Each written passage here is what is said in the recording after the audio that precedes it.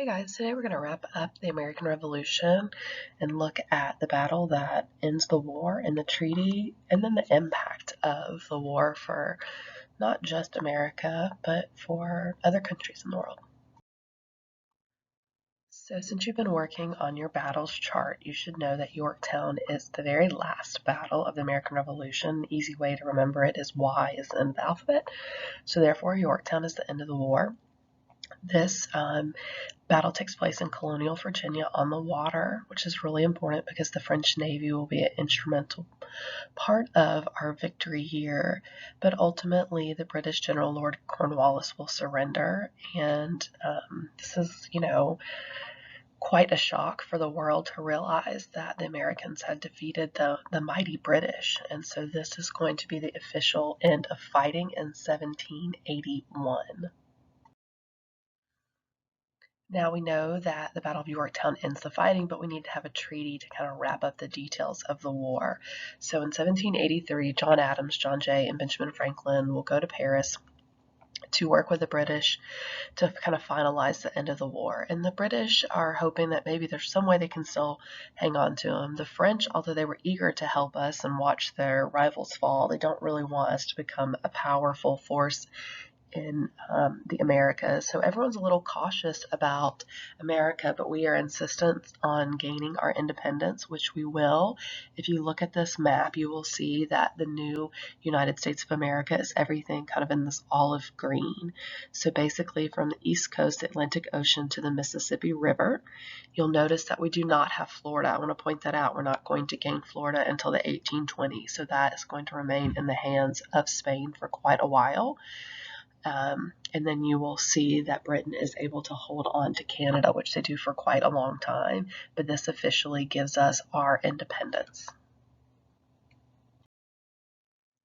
So hopefully you've noticed I've started adding some of the standards from our AP framework within our PowerPoint, and this is one that's really important. It really addresses all the issues of why we win the war. And it starts off, reminding us that honestly, everything was stacked against us. There was a strong loyalist group in the colonies. England had the strongest military. I mean, they had run a war before. They knew what they were doing. They had the money. But we were ultimately successful because of the colonial militias, the Continental Army. We keep talking about, the wonderful leadership of George Washington, their commitment to what they were doing. You have to realize that if these soldiers lost, they could have been tried for treason and potentially executed. I mean, that's a really big deal. And then also, their resilient nature. And then finally, this assistance sent by the European allies. And other groups will help us besides the French, but we just tend to focus on the French because they helped us more than the other European nations. So as we wrap up the war, we think about how does the war impact the people living in the Americas and outside? One of the big questions is what do you do with all these loyalists, these people that had remained loyal to the king throughout the war? As the war progressed, a lot of them lost their land, so there's a lot of conversations about returning that land. Some loyalists stay, some flee, going to other British areas in the Caribbean or to Canada. And that will be kind of like a sticking point with England over the coming years. More importantly, we think about like the social impact. We think about women. Like, what does this mean for women? We're going to see one state very, very, very briefly give women the right to vote and then quickly take it away. So we're not quite there yet, but we do start to see that women are seen a little differently with the emergence of the concept Republican motherhood, which really elevated women to a new status in this new country. Women were seen as a lot of ways the people molding the future, and all white men who owned property could one day vote, and women would have the opportunity to train their young sons to become future voters. And so this really gave women like a special status in this new country, which is pretty remarkable. We tend to link people like Abigail Adams with this concept of Republican motherhood. And then what about slavery? We think about this phrase like all men are created equal. Did it apply to slaves? Did it apply to free blacks? Did it apply to American Indians? No, it didn't. So what does this mean for America? How can we say that everyone is created equal, but then explicitly keep a system into place that keeps an entire group of people in an unequal status? And it's not just unequal, it's a horrific and very violent position for slaves to live in. So what does this mean? We're going to see our northern states start to come out and abolish slavery, form, abolition societies. It will take many decades for that to grow and become more of a national issue.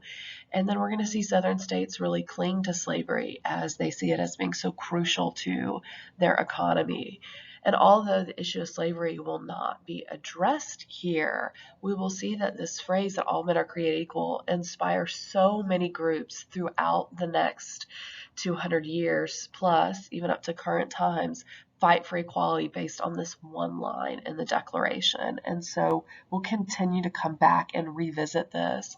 We've already mentioned, that for the vast majority of the American Indian tribes, the colonists winning this war is not good for them at all, and we'll really look at that in our next unit as people start to move into the Old Northwest, the Ohio River Valley, and there's a lot of conflict that will arise. And then we look at it from a worldly perspective. One of the really cool things about the American Revolution is it will inspire other revolutions to occur in Haiti when the slaves overthrow the French, throughout Latin America in the 1800s, and then, of course, the French Revolution. So I want to go ahead and include the information from our framework that really wraps up the war and looking at the influence of revolutionary ideals. It covers what we've kind of already talked about, but I just wanted you to be able to see how it was worded in our framework. So if we look at these 3 bullets, the first one is saying that there's an increased awareness of inequalities in society motivated by some individuals and groups to call for the abolition of slavery and greater political democracy in new state and national governments.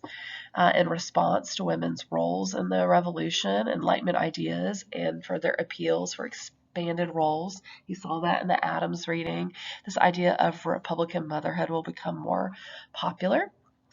And then last but not least, as we mentioned, it will encourage independence in other parts of the world like France, Haiti, and Latin America.